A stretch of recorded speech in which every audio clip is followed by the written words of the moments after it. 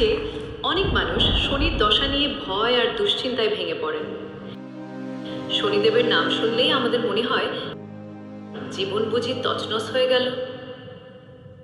আমি জানি আপনি এখন ঠিক কোন অবস্থার মধ্যে দিয়ে যাচ্ছেন।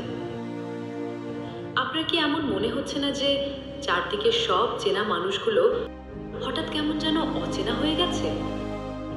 যাদের আপনি সবচেয়ে বেশি বিশ্বাস করতেন তারাই আজ আপনাকে তুচ্ছ তাচ্ছিল্য করছে। আপনি হয়তো একা ঘরে বসে ভাবছেন, আমি তো কারো ক্ষতি করিনি, তবে আমার সাথেই কেন এমন হচ্ছে? শনিদেব কি তবে সত্যিই এত নিষ্ঠুর? ভরসা রাখুন, আপনি ভুল ভাবছেন। ভেবে দেখুন, ছোটবেলায় যখন আপনার খুব জ্বর হতো, মা আপনাকে তিতো ওষুধটা জোর করে খাওয়াতেন। আপনি কাঁদতেন, হাত পা ছুটতেন, মাকে নিষ্ঠুর ভাবতেন। কিন্তু মা কেন ওটা করতেন? কারণ তিনি জানতেন ওই তিতো ওষুধটুকু না খাওয়ালে আপনার শরীরের রোগটা কোনোদিনই সারবে না। শনির দশা আপনার জীবনের সেই তিতো ওষুধ। শনিদেব আপনার হাতটা এখন কেন এত শক্ত করে ধরে আছেন জানেন? তিনি শক্ত করে ধরে আছেন যাতে জীবনের এই ঝোড়ো হাওয়ায় আপনি খড়কুটোর মতো উড়ে না যান।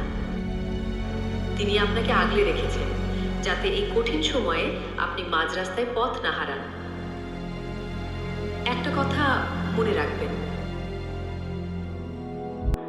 বাবা যখন তার পরম স্নেহের সন্তানকে ওই বিশাল ভিড়ের মধ্য দিয়ে নিয়ে যান না, তখন তিনি সন্তানের হাতটা বড্ড শক্ত করে আঁকড়ে ধরেন। হাতের চাপে বাচ্চাটার হয়তো একটু ব্যথা লাগে। সেই বাচ্চাটা দু চোখে জল নিয়ে অভিমানে চিৎকার করে বলে, ও বাবা, হাতটা ছাড়ো না, আমার যে বড় লাগছে। কিন্তু ওই বাবা সন্তানের কান্না দেখেও কি হাত ছেড়ে দেন? না, দেন না। কেন জানেন?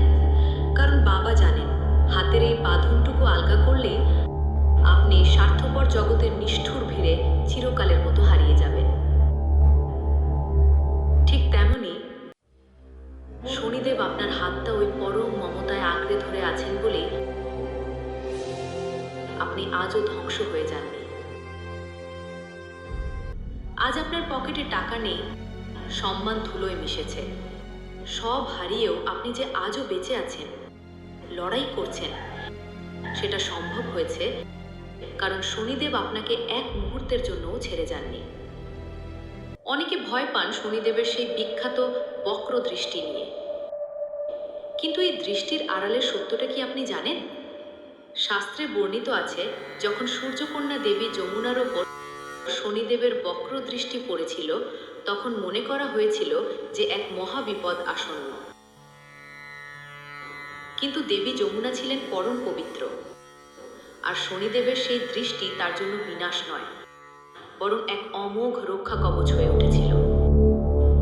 চন্দ্রের সেই মায়াবী প্রভাব ও চপলতার থেকে দেবী যমুনাকে রক্ষা করেছিল।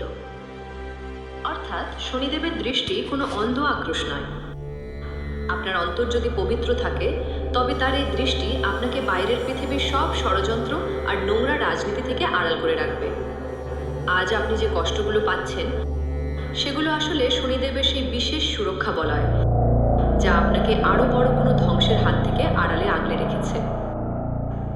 কিন্তু আপনি কি জানেন, যারা দিন রাত শ্রীকৃষ্ণের নাম নেয়, তাদেরও কেন শনিদেবের এই কঠোর পরীক্ষা দিতে হয়? কৃষ্ণ কি তবে তার ভক্তকে বাঁচান না? নাকি এর পেছনে স্বয়ং কৃষ্ণেরই কোনো গভীর পরিকল্পনা আছে? জানতে চাইলে কমেন্টে এখনই লিখুন জয় শ্রীকৃষ্ণ। আর সত্যের এই পথে আমাদের সাথে জুড়ে থাকতে ভুলবেন না। খুব জলদি আসছি দ্বিতীয় পার্টে।